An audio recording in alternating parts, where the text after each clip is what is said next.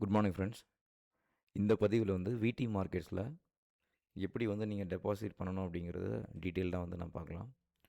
So உங்களுடைய mail ID and password login பண்ணிங்க அப்படின்னா உங்களுக்கு விடி மார்க்கெட் போர்ட்டல் வந்து பார்த்திங்கன்னா இந்த மாதிரி உங்களுக்கு வந்து டேஷ்போர்ட் இருக்கும்.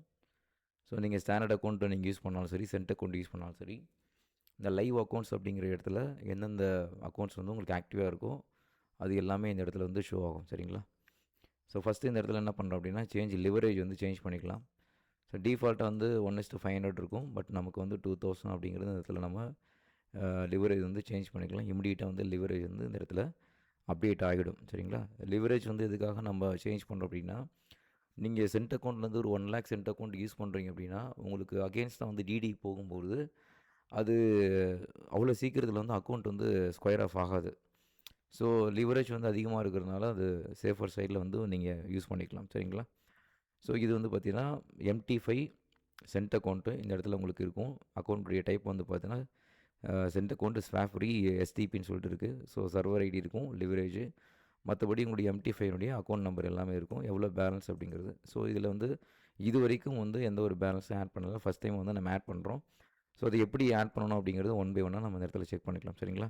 ஸோ லெஃப்ட் ஹேண்ட் சைடில் வந்து பார்த்தீங்கன்னா இந்த ஃபண்ட்ஸுன்ற ஒரு ஆப்ஷன் இருக்குது. அதில் வந்து டெபாசிட் ஃபண்ட்ஸுன்னு செலக்ட் பண்ணிக்கோங்க.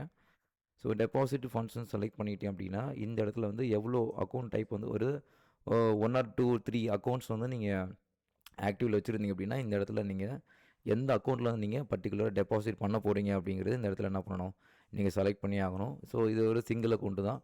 அதனால் வந்து நமக்கு 24181279 அப்படிங்கிறது நம்முடைய அக்கௌண்ட் நம்பர். இதில் வந்து எவ்வளோ நம்ம டெபாசிட் பண்ண போகிறோம் அப்படின்னா 1 லேக் சென்ட் வந்து நம்ம டெபாசிட் பண்ணுற மாதிரி இருக்கும். சரிங்களா?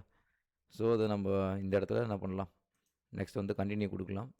அடுத்த வந்து பேஜ் வந்து நமக்கு ஓப்பன் ஆகும்.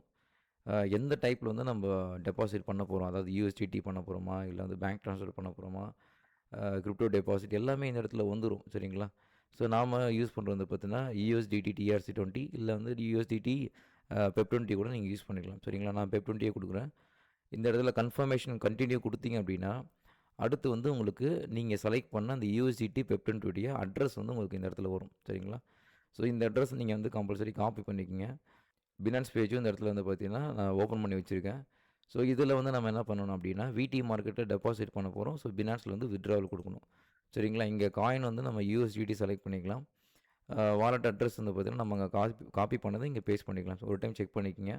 ஸோ சேம் அட்ரஸ் தான் வந்து நீங்கள் காப்பி பேஸ்ட் பண்ணுறீங்களா அப்படிங்கிறது ஒரு டைம் செக் பண்ணிக்கோங்க கன்ஃபர்மேஷனுக்காக. சரிங்களா?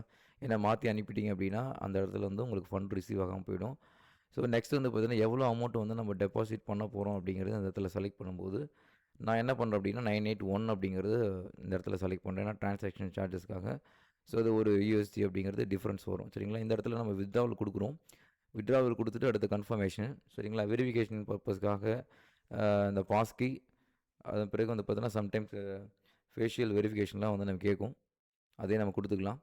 ஸோ இந்த இடத்துல வந்து பாஸ்கி வந்து நம்ம வெரிஃபை பண்ணியாச்சு. ஃபேஷியல் வெரிஃபிகேஷன் சொல்லிட்டு next. So verify with phone இல்லை வந்து கரண்ட் டிவைஸ், நான் வெரிஃபை வித் ஃபோன் அப்படிங்கிறத நான் கொடுக்குறேன்.